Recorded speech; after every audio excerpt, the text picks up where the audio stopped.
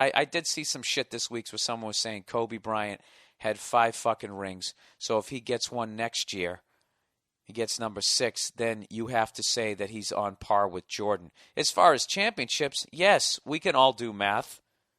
But as far as him ever eclipsing Michael Jordan, he never will. And I'm gonna tell you this right now. Not only will he never eclipse Michael Jordan, he's not even fucking close. And I know what all you Laker fans are thinking, but wait a minute, fucker. He's doing the same fucking moves. Yes, he is. Yes, he is. Physically, he can do what Michael Jordan can do. Yes, he can. All right? But this is the difference. Michael Jordan created those fucking moves. All right? You can find a guitarist in your fucking neighborhood who can play Voodoo Child. Does that mean they're as good as Jimi Hendrix, who wrote the fucking song, who was 20 years ahead of his fucking any other guitarist on the planet? Look, as great as Stevie Ray Vaughan is, I love that guy to death. He can't fucking touch Jimi Hendrix. He can't. Hendrix came up with that shit. And then fucking Stevie Ray modernized it, but it was Jimmy shit. You know what I mean? It's like a pilot learns how to fly and then tries to compare himself to Orville and Wilbur Wright. Oh, they fucking flew only across the field. I'm flying across the whole country. I'm 3,000 miles better than the people who invented flying. All right?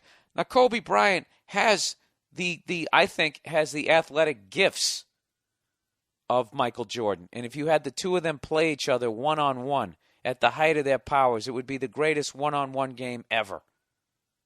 All right? But as far as the forward thinking, the athletic genius, Kobe Bryant is not an inventor. He isn't. He does have the drive. He's got all that other shit, but he doesn't have the ability to take the game 20 years into the future where he has no fucking peer. There was no arguments when Jordan played. There was no arguments about who the best guy in the league was for the last 10 years of his career. There was, early on, before he established himself, people, we're throwing other names in there. But after, fucking 89, there was no question who the best player was. And by fucking 92, 93, he was, without a doubt, the greatest basketball player of all time. And he still is. Kobe Bryant, on the other hand, his entire career, there's always been, well, what about this guy? What about that guy? Right now, is he Kobe, LeBron James? I still give it to Kobe. Kobe is still beyond LeBron James, but LeBron James is very close. There was no one near Jordan. I can't even explain it to you. It's like when you talk to those fucking douchebags from the baby boom generation, those selfish cunts who hang their hat on they stopped the Vietnam War and then became corporate douchebags. That's a big generalization for you. Like they always say, no matter how much you get into the Beatles, you just can't wrap your head around what it was like when they put out an album. How far ahead they were from everybody else.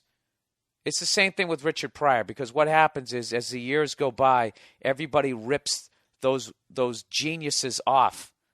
And everybody gets caught up to where the fuck they were. And what usually happens is if you're young, you're watching the contemporary people. And then as you go back in time, you go back 30 years, you go all the way back to Pryor, and you see him do the black guy, white guy thing. And so many people have ripped him off that the genius of what he does is a little tainted. You know what I mean? So that's like when people look at Kobe and they go back and they look at Jordan, they take for granted what Kobe's doing now because it just like that's what basketball is now, because Jordan showed him what was possible. You understand what the fuck I'm saying here? I'm sure Laker fans won't fucking they'll argue it, but they're fucking morons anyways. They're going to be like, Kobe's just as good as Jordan. The same way they try to claim that they have fucking 16 championships. Or this other douche who wrote me this week who tried to say they have 18. There's just no way to respect a Laker fan. They're just transplanted fucking. There's so few people from Los Angeles, and what happens is people move out there. Hollywood fucking phonies. And then the Lakers, they always have some fucking amazing team. They're an awesome franchise. I think they're. Wait, how many championships they got since 1980? They won 5, 8. They won 9. They're better than the Yankees since 1980.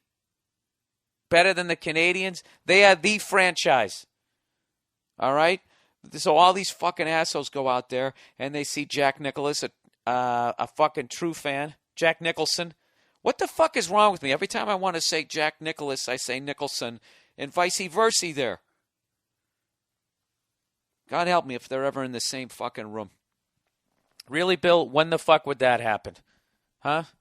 When you do some corporate gig for some people who actually did something with their life, and you go in there like a dancing monkey, and then afterwards try to talk to them in the green room as they're clearly blowing you off? Anyways, the fuck am I talking about here? Yeah, all those douchebag Laker fans. I talked to one the other day, like, oh, dude, I'm diehard. And I found out he was from New York.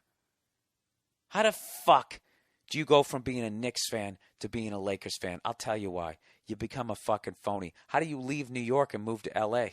How do you do that? Unless you're in show business. Which, was he? I think he was. I can't remember. I drank so much this fucking week. Everybody's just amalgam. Everybody's just just amalgamating, if that's even a word, into just one big face.